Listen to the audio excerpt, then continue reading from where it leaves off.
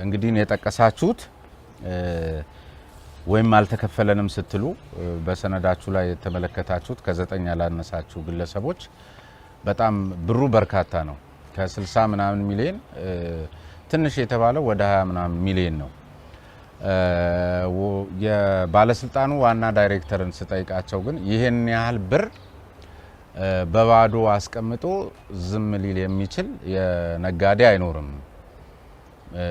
ተፈጽሞላቸው ሊሆን ይችላል፣ በዱቤ ሊሆን ይችላል። እንደዚህ አይነት ሎጂክ አምጥተውልኝ ነበርና እውነት በመሰረቱ እናንተ ይሄን ያህል ብር እንዴት ነው ያለ ምንም ዋስትና ልትሰጡ ማንን አምናችሁ ሰጣችሁት?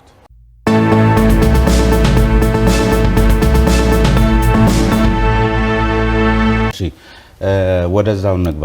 ከዚህ ከቀጥታ የግብይት ትስስር ጋር ተያይዞ ነው በእርሶም ላይ በድርጅቱ ላይ ቅሬታ የቀረበው። ብዙዎቹ ብዙ ሚሊዮን ብር ነው ያልተከፈላቸውና እንደ አንድ የንግዱ ማህበረሰብ እርሶ ገዢም ደንበኛ እንዳሉት ያለ አቅራቢ አለ። አቅራቢ ደግሞ ያው ከባንክ ጋር የተሳሰረ ጉዳይ አለ። ክፍያ ካልተፈጸመላቸው እነሱም ሊቆሙ ነው። ለምሳሌ አሁን እነዚህ ቅሬታ ካቀረቡት አካላት መካከል በዚህ አመት የ2016ን እሸት ቡና መግዛት አልቻሉም። በንብረቶቻቸው ላይ የሐራጅ ማስጠንቀቂያ መውጣቱን ተመልክተናል፣ ማስረጃዎቹንም ስለሰጡን። ከዚያ ባሻገር ደግሞ በብዙ መንገዶች ህይወታቸው ላይ ፈተና ተደንቅሏል። ከስራቸው ያሉ ሰራተኞች ደሞዝ መክፈል አልቻሉም የመሳሰሉት። ነገ እንደ ደንበኛ መቀጠል ምትችሉት ያ የተሸጠውና እዚህ ክፍያ ሲፈጸም ነውና በመጀመሪያ በጉዳዩ ላይ ያሉት ሀሳብ ምንድነው? የቀረበበት ቅሬታ እውነት ነው ወይ? እውነት ከሆነ ለምንድን ነው ይሄ የሆነው? ቅሬታውን እንደ ቅሬታ እንቀበለዋለን። ቅሬታ ነገር ግን ዲቴሎችን ማየት ያስፈልጋል። ዲቴል አለው። ቡና እንደ ማንኛውም እቃ ዝም ብለህ ወስደህ ገዝተህ የምታመጣው እቃ አይደለም። ደረጃ አለው፣ መስፈርት አለው፣ ኳሊቲ ኮንትሮል አለው። እንደዚሁም ደግሞ ቅሬታዎቹ በእኛም ሳይድ ለአቅራቢዎቹ ቀድመን ገንዘብ የምንሰጣቸው ያ ቨርቲካል አድቫንስ ገንዘብ የሚወስዱ አቅራቢዎቻችን አሉ። ቀድመው ገንዘብ ወስደው ምርቱን በወቅቱ የሚያቀርቡ። ነገር ግን ዲቴሉን ቅሬታ ያቀረቡት እነማን እንደሆኑ አሁን ላይ በእጄ ላይ ዳታ ስለሌለ ይሄ ነው ብዬ ዲቴሉን እያንዳንዱ መልስ መስጠት ባልችልም፣ ነገር ግን የኳሊቲ ኢሹ አለ። አብዛኛውን አቅራቢዎች ያቀረቡት ቡና የኳሊቲ ኢሹ በመኖሩ ያንን የኳሊቲ ኢሹ መተው በሶልቭ እንዲያደርጉ በተደጋጋሚ ጥሪ ቀርቦላቸው ያንን ጥሪ አክብረው መተው ተነጋግረው ችግሩን ተገንዝበው ያቀረቡት ቡና የኳሊቲ ኢሹ እንዳለበት አምነው ተቀብለው ይሄዳሉ። ሆይራስ ደግሞ አይ ይሄንን አንቀበልም እኛ የራሳችንን መንገድ እንሄዳለን ብለው ወደ ስም ማጥፋት እንደዚህ የማያስፈልግ የኳሊቲ ኢሹ ከሆነ እርሶ ገዢ ኖት፣ ጥራት የሌለው ቡና ከቀረበሎት ቡናቸውን መመለስ ነው። ለምሳሌ ካቀረቡት ውስጥ ቢላል ኃላፊነቱ የተወሰነ ኩባንያ 65 ሚሊዮን ወደ እንደዚህ አካባቢ የሚያህል ነገር ዝም ብለው ሜዳ ላይ ሊጥሉ አይችሉም ብዬ አስባለሁ። ኳሊቲ ከሌለው ኳሊቲ የለውም ብሎ መመለስ እንጂ የአንድን ግለሰብ ወይም የአንድን አቅራቢ ለዚህን ያህል ወራት ይዞ መቆየት ይቻላል ወይ? በምን አግባብ? ውል ሳትዋዋል ቡና መጫን አትችልም። ያለ ውል ፍቃድ ሊኖርክ ለመጫንም አትችልም፣ ከቦታ ቦታ ማዘዋወርም አትችልም። ስለዚህ ውል ይኖርሃል። ውል ደግሞ የምታስረው የ2 አመት ውል ነው። በ2 አመት ውል ውስጥ ግብይት ትፈጽማለህ። ይሄ የተባለው ድርጅት አሁንም ገንዘብ ከድርጅታችን ወስዷል። ያቀረበውም 65 ሚሊዮን ነው የሚለውን ከእውነት የራቀና የወሰደውም ገንዘብ የተረከበውም ገንዘብ አለ እንዳለ በልዩነት ግን ኳሊቲው ላይ ቅሬታ ላለው ቡና ተረክበህ ቡናን መልስ ብለን በመጋዘን አሁንም ይገኛል። ያ ቡና የጥራት ችግር ስላለበት ይሄንን ደግሞ ለቡናና ሻይን በደብዳቤ ጠቅሰን አስገብተናል። ክፍያ ያልተፈጸመላችሁ ለምንድን ነው? ለምሳሌ እንግዲህ የጠቀሳችሁት ወይም አልተከፈለንም ስትሉ በሰነዳችሁ ላይ የተመለከታችሁት ከ9 ያላነሳችሁ ግለሰቦች በጣም ብሩ በርካታ ነው። ከ60 ምናምን ሚሊዮን ትንሽ የተባለው ወደ 20 ምናምን ሚሊዮን ነው። የባለስልጣኑ ዋና ዳይሬክተርን ስጠይቃቸው ግን ይሄን ያህል ብር በባዶ አስቀምጦ ዝም ሊል የሚችል የነጋዴ አይኖርም። ተፈጽሞላቸው ሊሆን ይችላል፣ በዱቤ ሊሆን ይችላል። እንደዚህ አይነት ሎጂክ አምጥተውልኝ ነበርና እውነት በመሰረቱ እናንተ ይሄን ያህል ብር እንዴት ነው ያለ ምንም ዋስትና ልትሰጡ ማንን አምናችሁ ሰጣችሁት? ያው ውል ነው። እኛ መጀመሪያ ገባነው ያው መንግስት ባወጣው ቡናና ሻይ ባወጣው ውል መሰረት ነው ገባነው። በዛው መሰረት ኦሬዲ ሽያጩን አካሂደናል። ሽያጩ ስናካሂድ ኦሬዲ ቡናው ስቶር እንደገባ ክፍያ እንደሚፈጸምልን ነው። ከዚህ በፊትም የነበረው ሂደታችን እንደዛ ነበረ። እሺ አሁንም እንደዛ መስሎን ነው ያው ግድ ያው እኔ በበኩሌ ያስረከብኩት። ከዛ ወዲህ ግን ዛሬ ነገ እየተባለ በቀጠሮ ብቻ በመላለስ በተወሰነ መልኩ ተከፍሏቸዋል መጀመሪያ ቡናው ሲገባ የሚል ነገር የባለስልጣኑ ዋና ዳይሬክተር አነሱና ስለመቀበላቸው ማረጋገጫ ያምጡ ስል ይሄንን የሰጡኝ። ይሄ እናንተን ይገልጻል? እዩትና ነገሩኝ። እናንተን ይገልጻል? ሙሁዲን ረዲን ይሄ ስለምንድን ነው የሚያወራው? ተመሳሳይ ነው አብዛኛው። ይሄ መጀመሪያ ላይ ክፍያ ስለመቀበላቸው የሚያረጋግጥ ነው ብለው ነው ይላኩልኝ። እንግዲህ እዚህ ውስጥ አላችሁበት እናንተ? እዚህ ውስጥ የነስ የለም። የሌሎች ውስጥ እናንተ ቅሬታ ካቀረባችሁት የነ ቢላልም የለም? የለም። ይሄ ክፍያ ስለመፈጸሙ ሚል ነው። በሌላ መልኩ ደግሞ ቡና ላኪው ምንድነው በተለይ የቢላል ትሬዲንግን የተበላሸና ከደረጃ በታች ስለሆነ መታችሁ እንድትወስዱ የሚል ደብዳቤ ጽፈንላቸው ነበር የሚል መረጃ ሰጡኝና ይሄንንስ ለማረጋገጫ ደብዳቤውን ይላኩ ስል ይሄንን ነው ይላኩልኝ። እሳቸውን የሚመለከት ነው አቶ ቢላልን እስቲዩት። እኔ ለገሰ ነው ያው ቡና ስናስገባ በግል ነው ያስገባነውና በግል ነው ያስገባነው። ቡና የግድ ስናስገባ የግድ ናሙናም ወስደው በቡናና ሻይም ቅምሻ ተደርጎ ነው ቡና የገባው። ስለዚህ አሁን እንደዚህ አይነት አሰራር እስካሁን ተደርጎም አይታወቅም። ቡና ኦሬዲ ተማምነው ነው አምነው ደረጃውን አይቶ ነው የሚያስገቡትና ከዛ ወዲህ ግን ያለ አሰራር አሁን ለምሳሌ ዛሬ በነበራችሁ ግንኙነት ላይ ቅሬታ ቀርቦባችሁ ከደረጃ በታች ነው ተብሎ ይታወቃል? እኔ ቡና እንደዛ ሲባል ሰምቼ አላውቅም። እሺ የላኪው አካል ደግሞ በተባለው ልክ አይደለም ሂሳብ ያለብኝ ምክንያቱም ከፍያለው የሚል ነገር ለምሳሌ እንዲህ በኢትዮጵያ ንግድ ባንክና በኢትዮጵያ በምንድነው በኦሮሚያ ህብረት ስራ ባንክ ክፍያ መፈጸማቸውን የተመለከቱ የምንድነው ስቴትመንቶችን አቅርበዋል።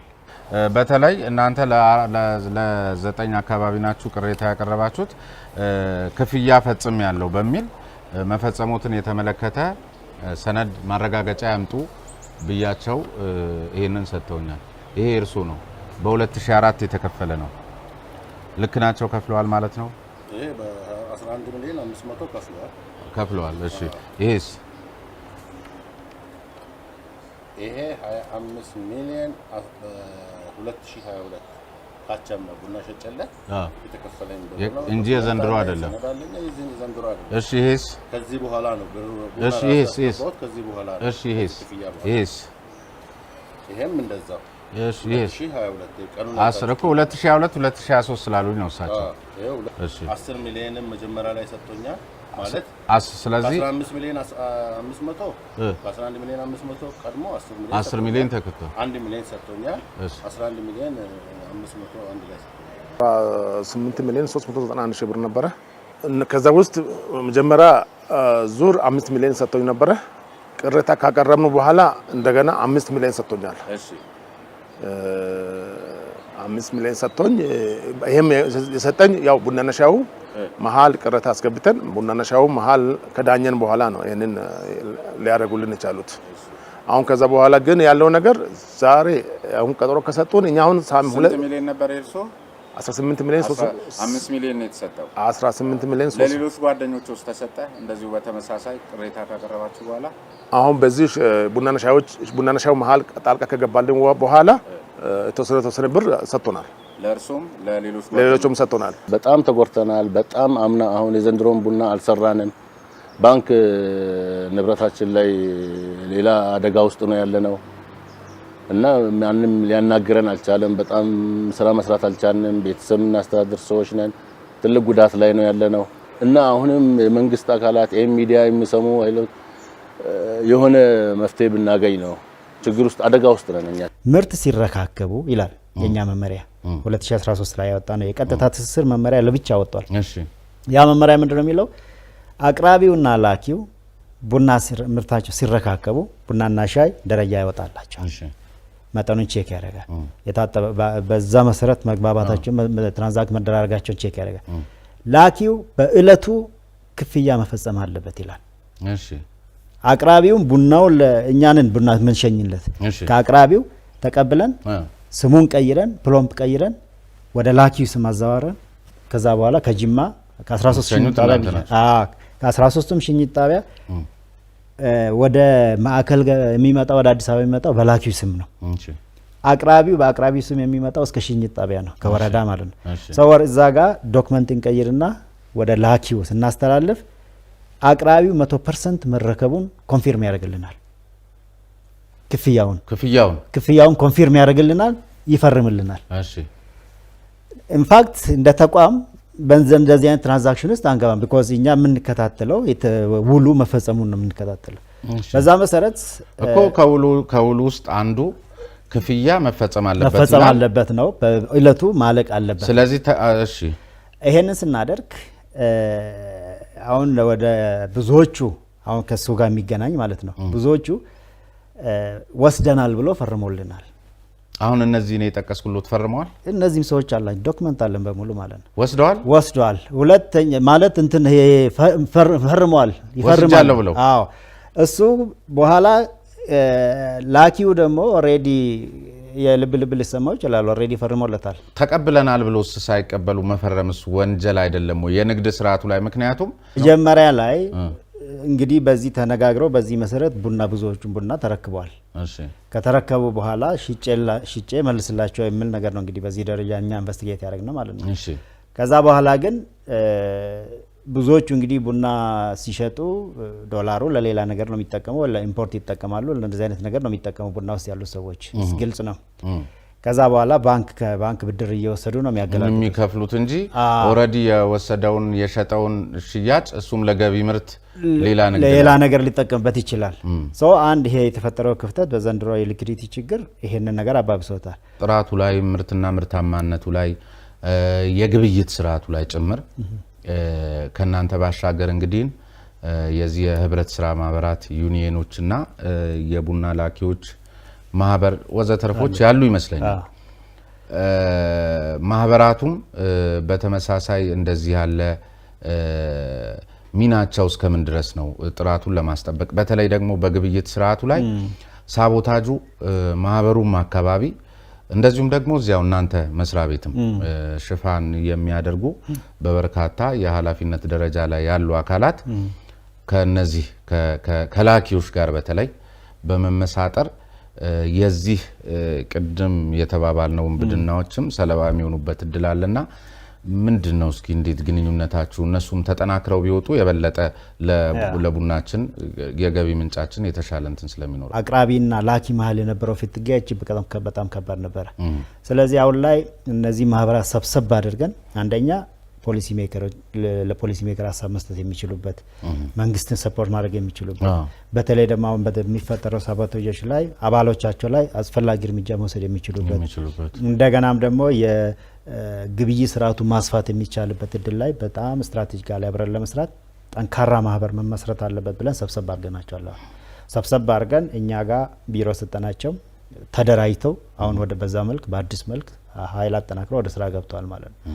ስለዚህ ከኛ ጋር የሴቶች ማህበር የሚባል ነበረ፣ የቡና ቆይ ማህበር የሚባል ነበር። እነዚህን ሰብሰብ አድርገን አሁን አንድ ጠንካራ አሶሲዬሽን አድርገን ከኛ ጋር ነው በየጊዜው ስትራቴጂካሊ ስራ የምንሰራው ማለት ነውና በጣም ቬሪ ክሎዝሊ የሆነ ሪሌሽንሺፕ አለን ከነሱ ጋር። አሁን ያለቀለት ቡና በመላክ ደረጃ ወይም ደግሞ እሴቱን የጨመረ ቡና በመላክ ደረጃ ምን ላይ ነን ያለ ነው?